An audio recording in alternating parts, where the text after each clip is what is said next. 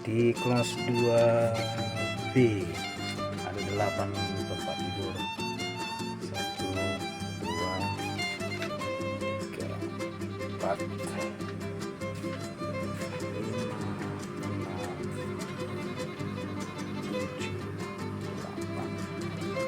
8. Artinya satu kamar ini ada 8 penumpang.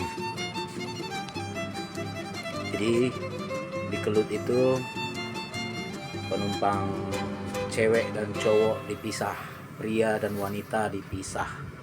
Oke teman-teman, inilah dia kamar kelas 2B.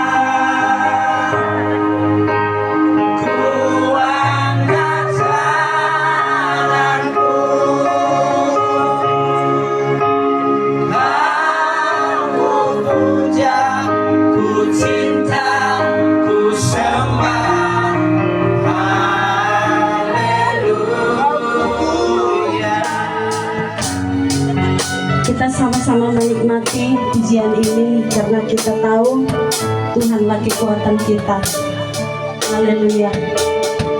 Hidup ini adalah kesempatan.